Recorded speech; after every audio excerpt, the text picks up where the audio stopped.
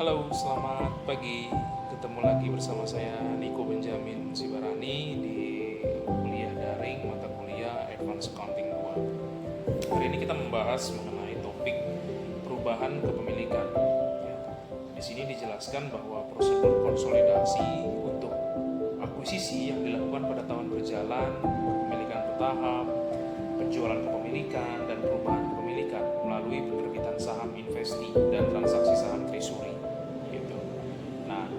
Akuisisi pada tahun berjalan bisa dibilang begini, bila induk perusahaan membeli saham anak dalam tahun berjalan, maka harus dibuat penyesuaian untuk laba dan dividen yang dilaporkan anak perusahaan yang tidak menjadi bagian atau hak induk perusahaan itu sendiri. Laba dan dividen tersebut disebut laba dan dividen sebelum diakuisisi, gitu ya. Nah, laba sebelum akuisisi ini ada dua metode untuk menghilangkan laba sebelum akuisisi. Cara pertama itu tidak memasukkan penjualan dan biaya-biaya anak perusahaan sebelum saham perusahaan dimiliki oleh induk. Yang kedua, dengan memasukkan seluruh penjualan dan biaya-biaya selama 1 tahun, kemudian dikurangi dengan laba sebelum akuisisi sebagai pos misal. Dividen sebelum akuisisi, dividen yang dibayarkan anak perusahaan sebelum diakuisisi oleh induk perusahaan akan dieliminasi dalam proses konsolidasi karena dividen tersebut merupakan bagian dari likuiditas yang diperoleh. Eliminasi dilakukan bersama dengan eliminasi akun likuiditas anak perusahaan. Jadi di sini yang akan saya berikan beberapa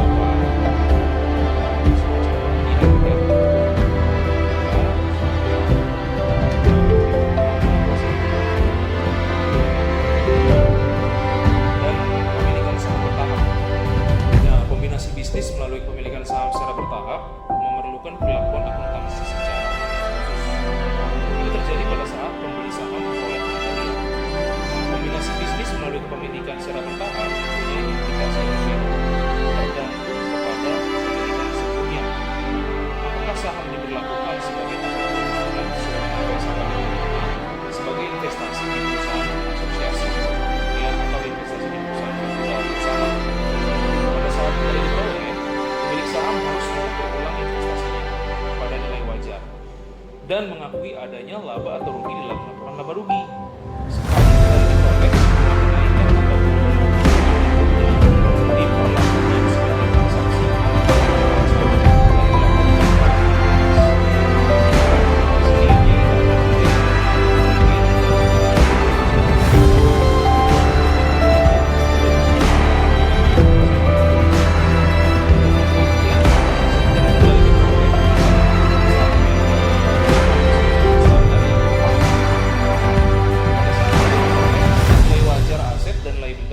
yang diperoleh termasuk goodwill harus diukur, gitu ya.